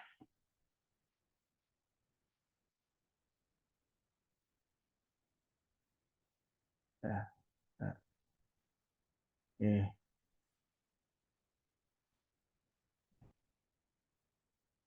Ini jurnalnya Scopus, tapi bahasa Indonesia. Nah, ini jurnalnya Scopus. Baru diterima Scopus November kemarin. Tapi bahasa Indonesia. Dari pendahuluan, ininya, semuanya bahasa Indonesia. Kok boleh Pak? Ya boleh, memang aturan Scopus begitu. Aturan Scopus itu yang wajib adalah abstraknya ada dalam bentuk bahasa Inggris. Dah, itu aja. Aturan Scopus hanya abstrak bahasa Inggris sama daftar pustakanya pakai tulisan Latin. Dah gitu aja. Jadi tidak bisa kita menjudge bahwa kalau Scopus harus bahasa Inggris, kalau Sinta 2 pasti bahasa Inggris, Sinta 4 itu pasti bahasa Indonesia, nggak bisa. Kita bisanya lihat di aturan jurnal masing-masing. Oke, gitu. Saya kembalikan lagi. Ya, baik. Jadi terkait tentang jurnal internasional maupun nasional itu kita kembalikan kepada pihak jurnalnya ya Pak Hanif ya, meskipun Ya. meskipun L7 nanti itu kembali kepada pihak jurnalnya, meskipun ISSN pun juga nanti kan tergantung pihak jurnalnya. ISSN nasional itu juga bisa berbahasa Inggris, bisa juga berbahasa Indonesia Kak. Ya. Jadi seperti yang sudah disampaikan oleh Pak Hanif, terlebih dahulu kita cek pada laman jurnalnya. Ya. Nanti terkait bagaimana template-template setiap jurnal. Ya, baik, mungkin terakhir tadi pertanyaan terakhir Pak Hanif ya, sebelum beranjak ke acara selanjutnya. Tadi ada yang bertanya terkait materi recordingnya, nanti bisa ditonton link YouTube Mandalika Institute ya Bapak Ibu. Di sana akan di-share materi dari awal. Untuk PDF-nya, PDF materi pada webinar kali ini akan dikirim ke grup setelah acara webinar. Selanjutnya kita beranjak ke sebelum beranjak ke acara sesi foto bersama. Dalam acara webinar kali ini, selain materi PDF akan dikirim ke grup, kami dari Mandalika Institute juga akan menerima 3 artikel yang akan kami publish di jurnal Cahaya Mandalika yang sudah terakreditasi Sinta 5. Namun, syarat dan ketentuan artikel yang akan kami terima, mohon diperhatikan Bapak Ibu. Pertama, naskah Bapak Ibu orisinal dan bebas plagiasi maksimal 25%. Yang kedua, jurnal Bapak Ibu belum pernah publish di jurnal manapun supaya tidak terindeks plagiasi nantinya. Yang ketiga, sudah follow IG Institut Mandalika dan mengirim bukti screenshotnya ke grup webinar. Yang keempat, sudah memberikan ulasan di Google website Mandalika Institute, kemudian mengirimkan bukti screenshotnya ke grup webinar nasional. Setelah itu nanti artikel yang dinyatakan diterima untuk publish gratis di Jurnal Cahaya Mandalika yang terakreditasi Sinta 5 dan mendapatkan LOA setelah melalui proses review oleh reviewer. Jika dinyatakan sudah diterima, maka 3 artikel ini akan kami terbitkan maksimal 1 bulan setelah dinyatakan diterima oleh reviewer kami. Jadi begitu ya Bapak Ibu, selain mendapatkan materi PDF, kami akan menerima 3 naskah untuk kami publikasikan di Jurnal Cahaya Mandalika yang terakreditasi Sinta 5. Baik, barangkali itu saja. Mungkin ada yang perlu ditanyakan terkait cara dan ketentuan 3 artikel ini.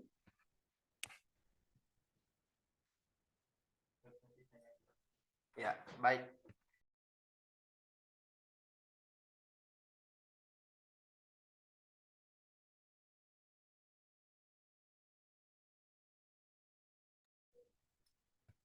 Kita beranjak ke sesi kelima, yakni sesi foto bersama.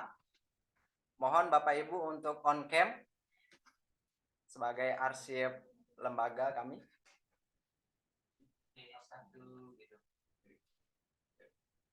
Saudara Amir, mohon on cam.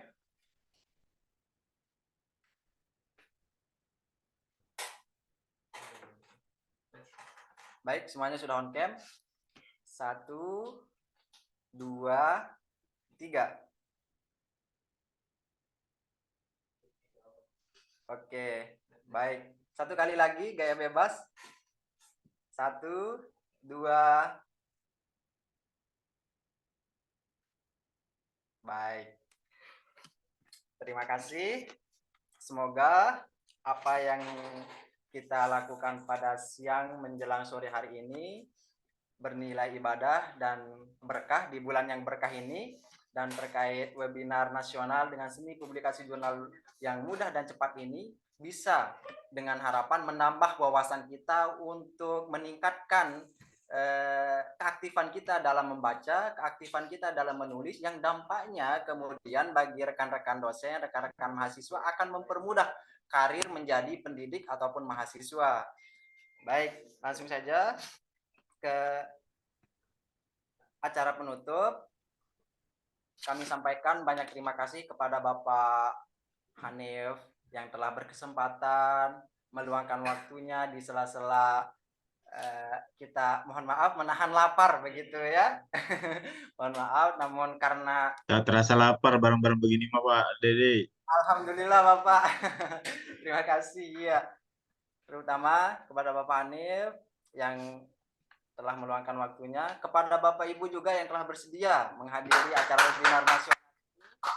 Alhamdulillah dengan penuh semangat, dengan harapan sekali lagi semoga dengan kita selalu mengadakan webinar ini untuk menambah wawasan kita terkait bagaimana menuangkan ilmu pengetahuan kita dalam karya ilmiah yang dipublikasikan dan bisa dibaca oleh setiap orang dan bernilai ibadah. Amin ya Rabbal. Amin. Amin.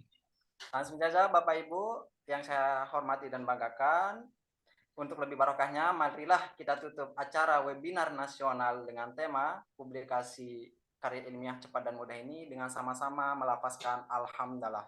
Alhamdulillah. Amin. Sekian. Wabillahi taufiq wal hidayah. Mohon maaf atas kekurangannya. Assalamualaikum warahmatullahi wabarakatuh. Waalaikumsalam warahmatullahi wabarakatuh. Terima kasih Prof. Hanif. Terima kasih banyak. Oke, terima kasih Terima kasih Bapak Ibu semuanya. semua. Izin pamit. Baik, Prof. Hanif, sehat selalu Bapak. Semoga berkah. Amin.